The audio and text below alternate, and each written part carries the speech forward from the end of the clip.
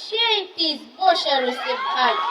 এই সিন দেখার মনে উৎসাহ দিচ্ছে তাই তখন থেকে হাই ফাতিমা এদিকে আয়, কেমন আছিস রে? অনেক দিন পর তোর সাথে দেখা।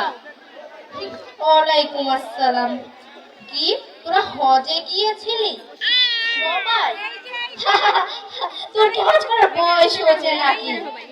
ইয়ং বয়সে হজ করা উত্তম, কিন্তু আমাদের দেশের মানুষ তো বৃদ্ধ হলেই হজে যায়। ভাবছি আমিও যাব।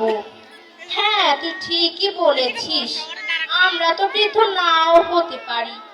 এই তো দেখ কতদিন আগে লন্ডন থেকে ঘুরে আসলাম। আচ্ছা বাদ দে, তুই আমার জন্য হজে কি এনেছিস রে? আমি তো তোর জন্য লন্ডন গিয়ে জিন্স আর গেঞ্জি এনেছি। বোরকা? আমি পরবো বোরকা? তুই না ব্যাকডেটে রয়ে গেলি, আপডেট আর হলি না।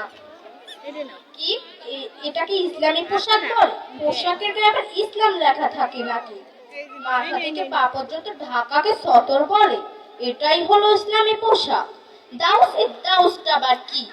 যে কিনা তার মা বোন স্ত্রী কন্যাকে পর্দায় রাখে না তাদের কি দাউস বলা হয়? ফাসিক? এই ফাসিকটা আবার কি? যে কিনা কোরআনের এক অংশ মানে এবং অন্য অংশ মানে না তাদের কি ফাসিক বলা হয়? ফাসিকার দোষ কখনো জান্নাতে যাবে না। তাহলে তো আমরা আবার কখনো জান্নাতে যেতে পারবো না, কারণ আমরা ফাসিক। আমরা কোরআনের এক অংশ মানি এবং অন্য অংশ মানি না। আমরা নামাজ রোজা ঠিকই করি, কিন্তু আমরা পর্দা করি না। কি তুই সত্যি বলছিস? আল্লাহ তাআলা সূরা আন-নিসার 106 নম্বর আয়াতে বলেছেন, নিশ্চয় আল্লাহর কাছে ক্ষমা প্রার্থনা করুন, নিশ্চয় আল্লাহ তাআলা ক্ষমাশীল ও পরম দয়ালু। তো তোমার চোখ খুলে দিলি, তুই আপডেট আর আমি ব্যাকডেটেড রয়ে গেলাম। আজ থেকে আমি আল্লাহর কাছে ক্ষমা চেয়ে ইসলামের পথে চলবো। আসুন আমরা সকলে ইসলামের পথে চলি এবং জাহান্নাম থেকে বাঁচি। আসসালামু আলাইকুম।